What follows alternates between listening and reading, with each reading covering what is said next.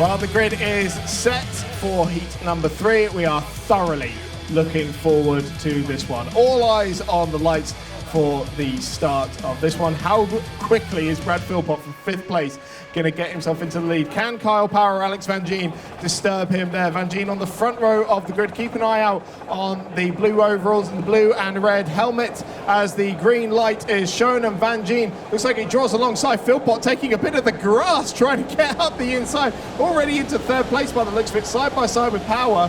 But it is Marcus Young who's been able to hang on to the lead ahead of Van Gien. Philpott getting down the inside. He's side by side with Kyle Power for 3rd place. Young goes out wide, gives the lead to Alex Van Gien into hairpin 2. And Young getting swarmed now as Philpott and Power come through. But it is the 4th place starter of Kyle Power who comes through ahead.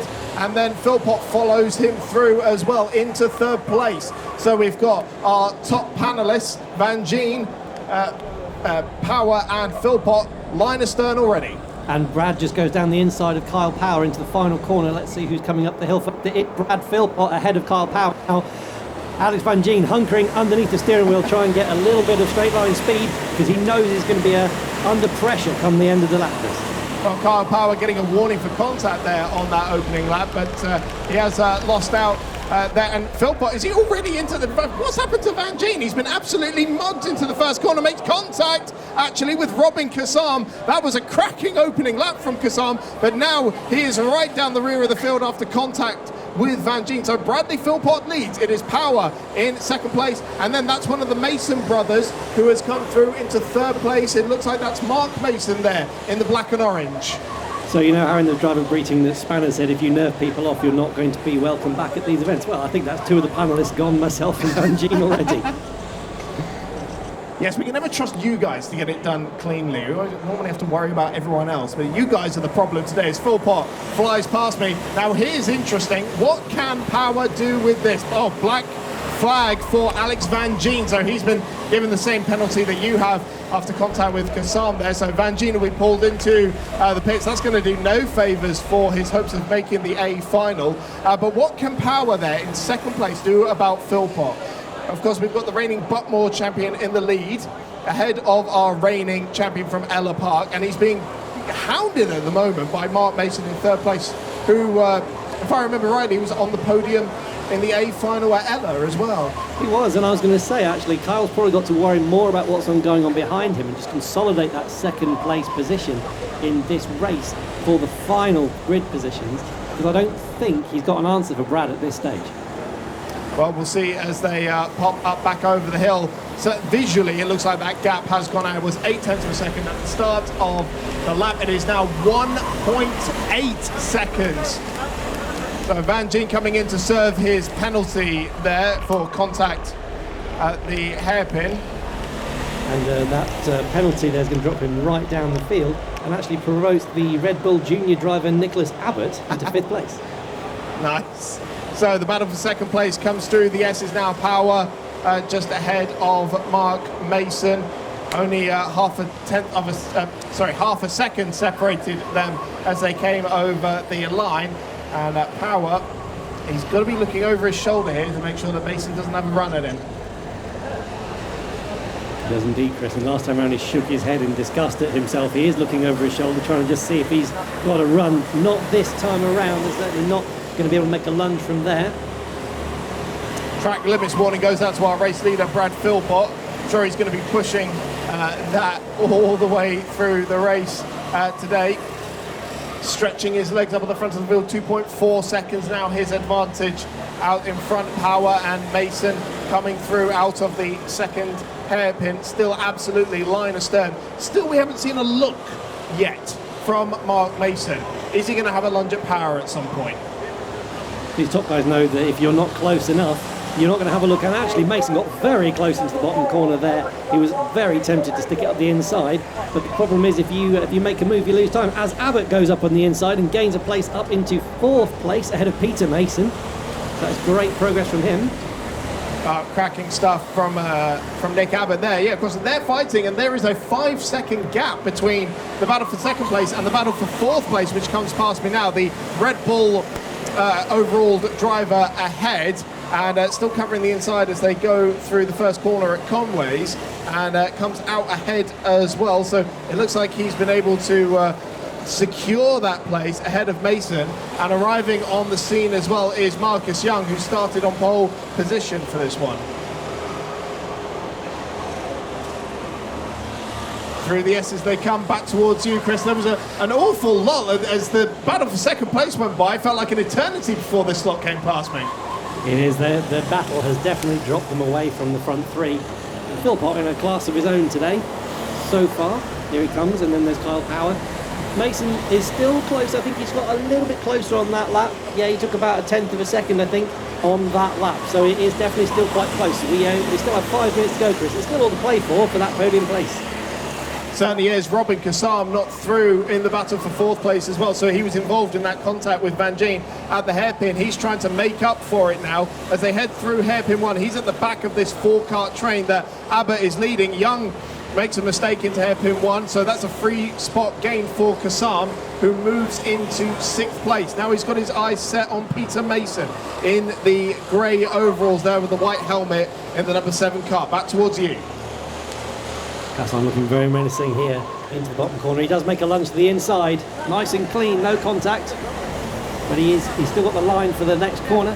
They are side by side still. Here comes Abbott in that place first, and yes, he has made the move. Kassam up into 6th place, and he now has got his eyes set on Nick Abbott. Yeah, that's Kassam actually up into 5th place now.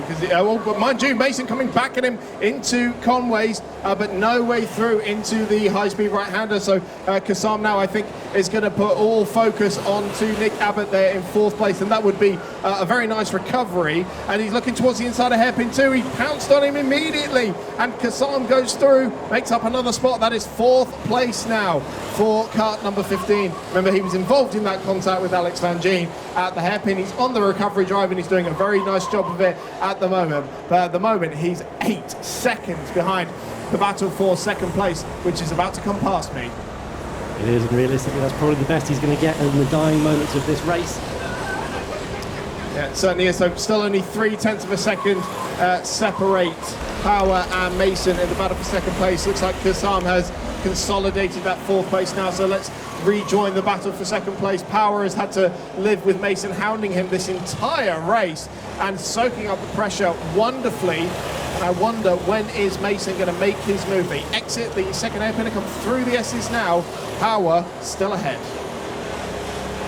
And just a note on where Alex Van Gien's redemption run has come to. He's in 11th place. He is chasing down Scott Gorman, the 2 Scots actually, Gorman and Tuffy, for 9th and 10th place. Those 2 are battling quite hard and holding each other up a little bit, so it might be that in the last couple of minutes Van Gien might be able to steal the top 10.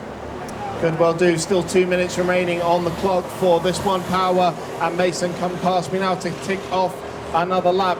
And it looked like Mason actually lost a little bit more ground. Still 0.4 of a second the gap. It just visually looked a bit bigger, although as they come into hairpin 1, much closer. He seemed to have got a very good run through the first corner at Conway's, and is nibbling at Kyle Power's heels as they exit those 2 hairpins.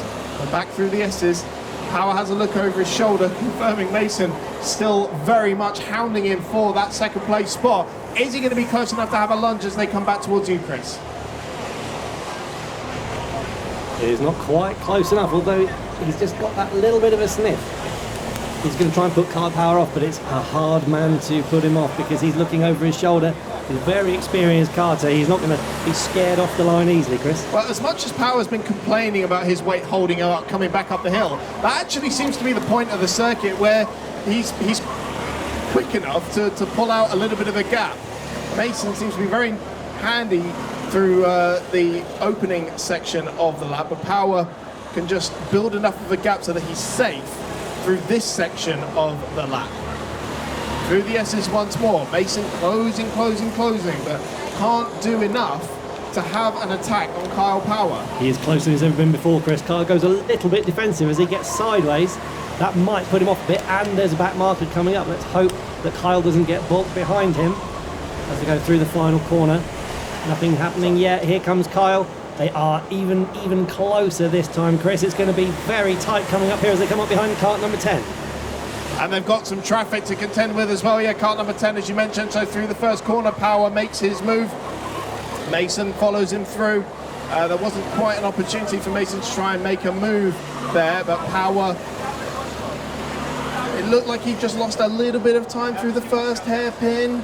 Still Mason not close enough to make a move. Oh no, he's got to run. He's got to run. Didn't quite manage to draw alongside though on the exit of the second hairpin, and has once again got to do another lap behind him. The last lap board has gone out to Philpott. So I think this is the last lap now.